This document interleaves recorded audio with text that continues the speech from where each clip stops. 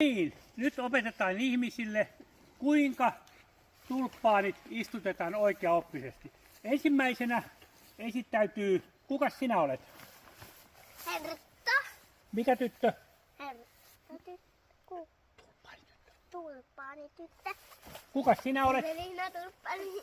Ja montako vuotta on sulla ikää? 6. Montako sulla? 4.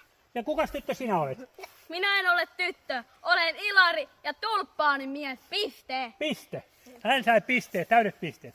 No niin, nyt antakaapa se mittanauha sieltä. Nyt seuratkaa tarkkaan ohjeet ja painakaa mieleen, kuinka tulppaanit istutetaan. Okay. Tämä on tulppaani, tulppaanisipuli. Se istutetaan tarkkaan niin, että tämä osa on ylöspäin ja tämä osa on alaspäin.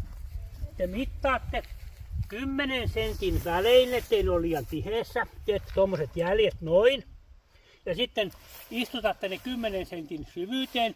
Ja sen jälkeen laitatte meidän hienoa multaa, joka on nostettu Tokmannilta.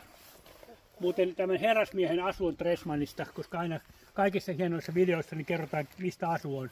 Ja missä sinulla on asu? Onko Ideaparkista? On varmaankin.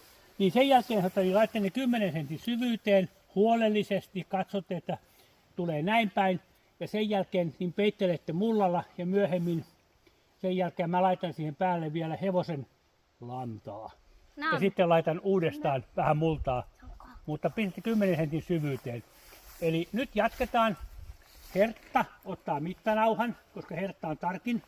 Ja nyt niin minä poistun ja tulee sitten tunnin päästä, kun te olette saaneet valmiiksi. Kyllä. Katkaista. Nyt se lähti. Ei me tätä tarvita. Hei, tarkasti pitää toi yläos, toi pilkku ylöspäin. Muistaa se.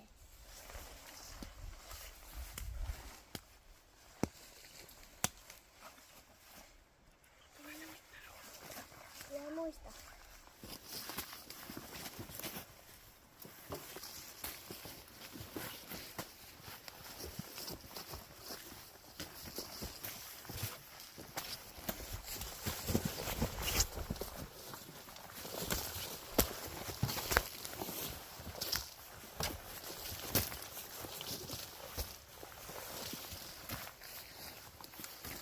Valmis.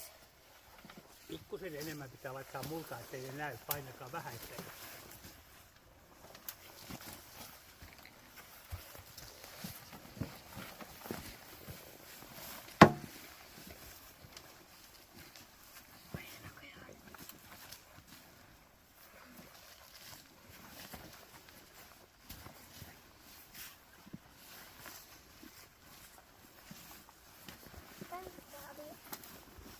Kahvia tunnin verran luin lehdet ja katsoin jo jalkapalloottelun. Te olette ilmeisesti ollut ahkeria. Ollaan. Kuinka monta te istutitte sinne? Noin 40. 40. Teittekö te ihan juuri sillä tavalla kuin mitä mä käskin? Piirun verran juuri sillä tavalla. Piirun verran. Eli kuinka pitkä matka oli sipulista toiseen? Oliko 10 senttiä varmasti? Joo. Joo. Ja oliko syvyys myös 10 senttiä?